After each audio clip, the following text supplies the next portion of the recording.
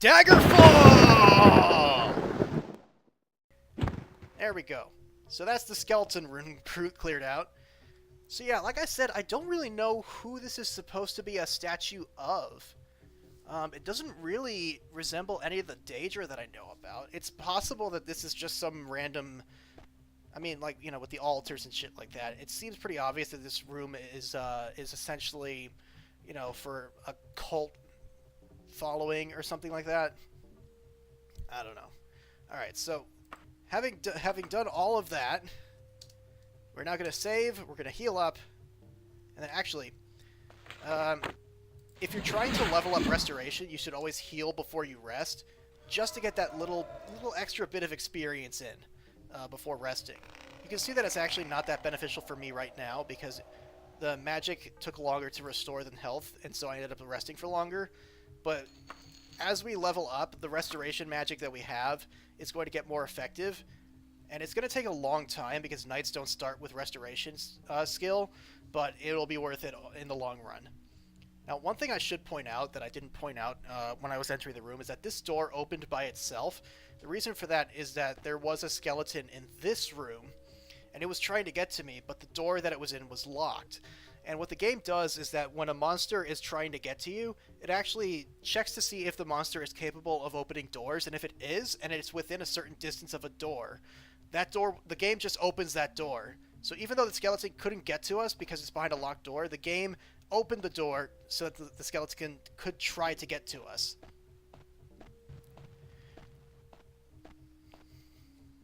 Alright, so... oh boy. There's a couple of like huge-ass rooms directly above us that are preventing me from being able to see where I'm going. Let's see. I don't think there are any more doors in this area to go through. I already went up there. So yeah, we can return to where we came from now. And again, we're just going to keep turning right. And that'll make it a lot easier to find our way out as we leave. And wait, hang on. Oh, no, there's a hidden door back there that I missed before. Hold on. Well, I didn't miss it, but it wasn't to the right, so I skipped it. Let's see. There's a lever here. Ooh.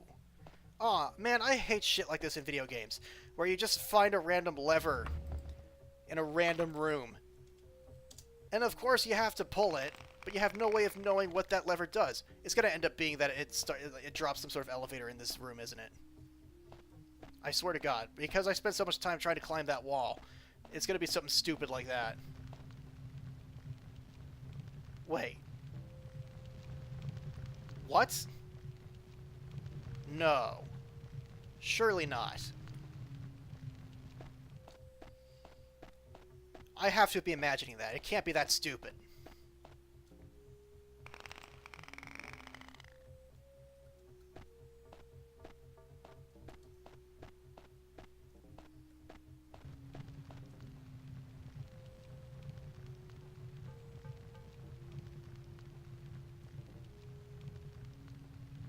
Okay. I'm trying to wrap my head around this. Pulling that lever caused this hole to move over to here. How and why? Okay. So this must be a moving platform, albeit a particularly thick moving platform. And for some reason, pulling the lever caused it to move over here, which shifted the hole. So the only thing I can think of is that pulling the lever makes this jump easier to make, because you can see it's on a corner here. So in a way, pulling the lever will make it easier to get through this hallway when we go there later. But if we fall in the hole, now we drop all the way down to there, instead of just down here onto the altar. So this is a double-edged sword right now. But I'm going to pull the lever, because I'm fairly confident that we're going to be able to make that jump. So I'm not too worried about it. And besides that, I'm making so many backup saves at this point, it's really not going to matter that much. Oh boy. This is a weird dungeon. Like, not all the dungeons are as odd as this, but holy shit, this one is weird. I've been recording for about 45 minutes now, and I think I probably have like 15 minutes of usable footage, just because I spent so much time fighting the skeletons in that one fucking room.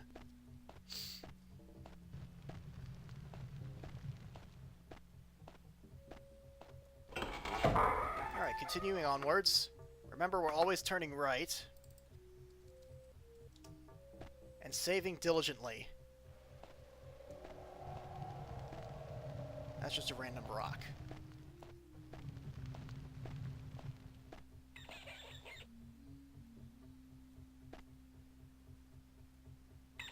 I hear a bat, but I don't see a bat, so I'm not going to worry about that bat right now. So I'm going to keep turning right. Keep on the path. The algorithm works, trust me. It's not always fast, but it works. Checking the map. Make sure we don't miss any hidden doorways. We have not... One thing that's infuriating, though, is that it seems like no matter which direction I turn, unless I get exceptionally lucky, it always ends up being that if I had turned in the other direction, then I would have found my target a lot faster. I don't know if that's just my shitty luck, or if I just suck at this game. There might be a more optimal... Actually, I know some people who are like really into algorithms and stuff like that. I should ask if there's a more optimal way to search these dungeons. There probably isn't one, but I'd be really interested to see, like, maybe other people play this game, or like similar games, and they know a better way of exploring dungeons like this. If so, drop a comment. I really want to hear about that. Prayer beads. See, finding jewelry like this, which I don't... No, you can't wear this particular kind of jewelry. It just kind of exists. They use the same sprite a lot for different items. That's why you see me clicking info and actually checking. And the items will be of different value, and sometimes they'll be just plain useless. Yeah, like this talisman, for example. I'm pretty sure that it uses a different sprite for other items that are worth way more. Holy water. Oh, I thought that was an ingredient, actually. I guess not. I know that pure water is.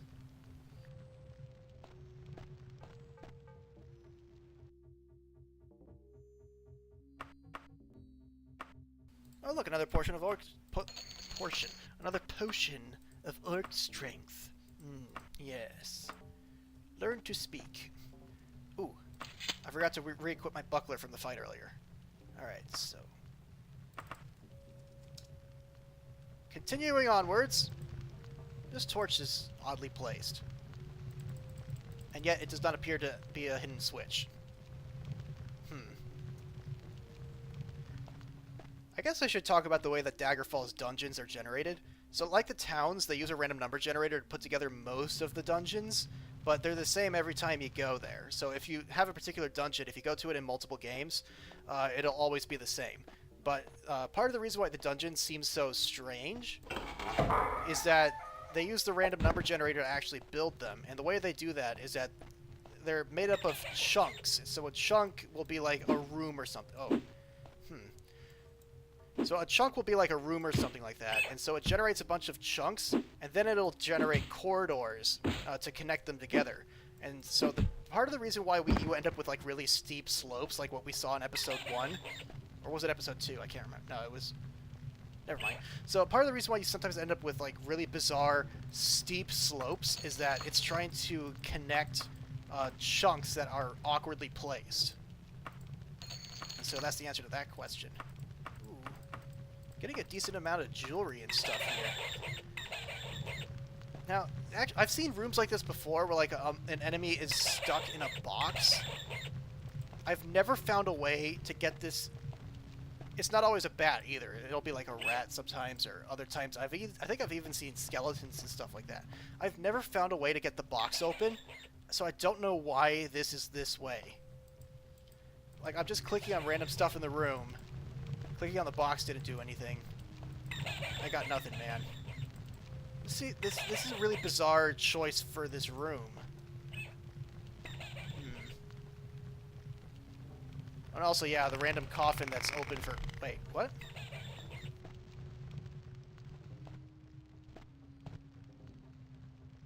Hang on. I clicked on the coffin,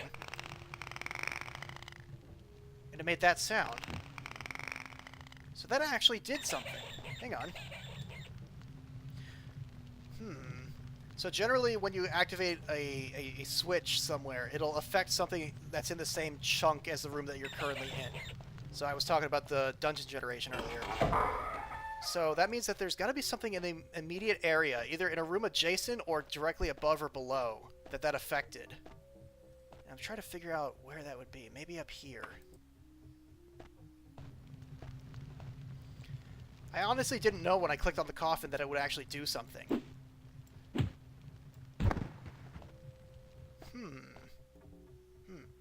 Hang on, there's something down here. This is a purely decorative set of just random tree logs. Huh.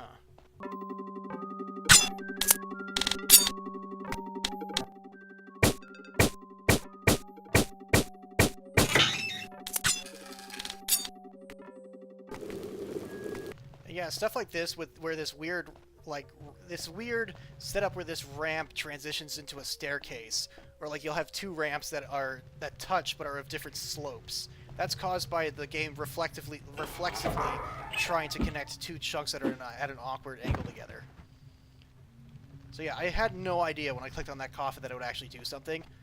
But like, this is what I'm talking about with Daggerfall, is that they love hidden switches and stuff like that. You'll just click on something random and it'll do something crazy. Like this lantern might be a teleporter. You just don't know until you try. Although I would advise you be careful if you're looking for a teleporter, because I've had weird stuff happen where like my character got teleported into a room and it had a bunch of ogres or something in it. And after I killed all the monsters, I discovered there wasn't a way out of the room. There was no hallway, there was no hidden doorway, and there wasn't another teleporter. I was just stuck there. So yeah, this game likes to pull some mean tricks on you sometimes. It's like that room in that Dirty Harry game that Spoody1 reviewed ages and ages ago. And yeah, you can see how the cobblestone walls look totally different in between these two corridors. That's part of the effect of the dungeons being randomly generated. You'll see that like they'll just transition from one style to another abruptly like that.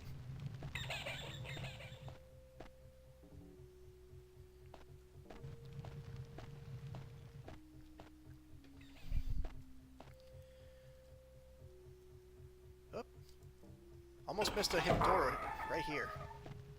So, ooh. Alright, this is an interesting room. So once I kill this bat... First of all, one thing I want to note is that... Like, sometimes you'll see, like, random bits of architecture that are clearly meant for, like, storefronts and stuff like that in the dungeons. And I think they do that to make it look more like this is a place where people have lived. But yeah, I've seen this room before in a different dungeon. Like I said, the game has preset chunks that it puts together. So this ramp can be moved by triggering a specific mechanism, which, if I'm not mistaken, is not actually in this room. I don't know why. I think this will move like over the hole, so that you'll have some chance if you fall down the hole of not falling in completely. But I don't fully understand why it does that, or like why this room exists. Now, it's possible that at the top of this hole, yep, that's a trapdoor. So that's not even like a hole. That's like in a room above here, there's a hidden section of floor that if I step on it, I'll fall down this hole. Now, the only thing I'm wondering is if this is what the mechanism that I triggered by clicking on the coffin earlier. I wouldn't think that it would be like that, but it's possible? I mean, I could go back and check, but I don't know how much time I have. How far back was that? Ah, fuck it, I'm lazy. Let's go this way.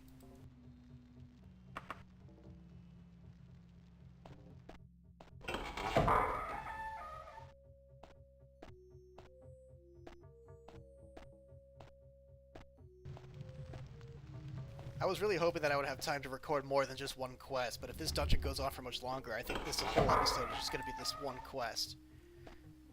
And then I'm going to have to wait for a different day. I should have started recording earlier in the day. This is weird for me, because, by the way, these bricks... Okay, this brick texture, this can mean one of two things. Okay, either... So like I said, with chunks, the game connects them together with corridors. This is supposed to be a doorway connecting to a corridor, but the game instead either chose to just brick it off, so there's no corridor here, so they just literally bricked it off like this, or this could be a teleporter.